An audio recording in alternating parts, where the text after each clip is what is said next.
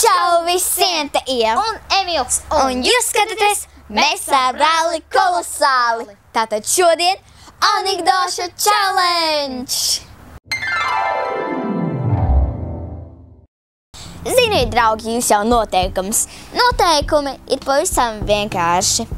Augšā ir i-burtiņš, uz kuru jūs varat balsot, uzspiežat uz i-burtiņa, un tad jums parādīsies mans vārds un Emīla vārds. Uzklikšķiniet uz tā vārdu, par kuru jūs gribat nobalsot, vai par Emīlu, vai par mani. Un tad, ķeramies klāt anekdotēm. Kas tās pirmā? Es. Ok. Pirmā? Jā. Pirmais. Stāsts pirmais.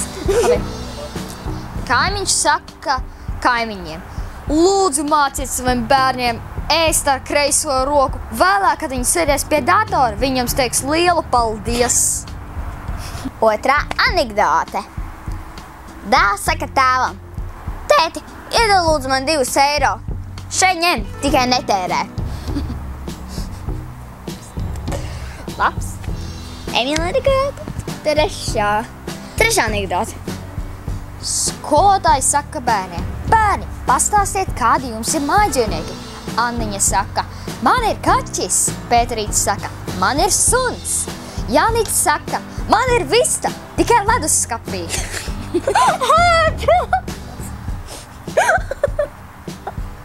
Priekšnieks saka darbiniekam: kādēļ tu tā kavējies? Jūs nesaprotat, kāds man bija rīts. No rīta, kad es ienāku pa durvīm darbā, tad es ieraugu, kad uz lifta ir uzlikta zīmīte, uz kuras ir rakstīts tikai 7 personām. Un jūs nevarat iedomāties, cik ilgi es gaidīju pārējos 6. Labi. Mana pēdējā anekdotē. Rej tik vaļā. Tā skrien pie tēta un stāsta: tēti, es tiešām iesu ar akmeni pa džipu. Ej prom, dēliņ, es to nepazīstu. Labi, tiešām smieklīgi. Un tad pati pēdējā anekdote. Un to stāstīšu es. Latviešu tautas ticējums. Ja jau 3. dienu tev negribas iet uz skolu, tātad šodien 3. diena. Tātad balsojiet par mani augšā uz i-burtiņa. Un paldies, ka skatījāties. Paga, ko tu dari? Meitenes, balsojiet pa mani. Nebalsojiet pa mani. Nē, pa mani. Nē, pa mani. Es teicu pa mani. Pa mani.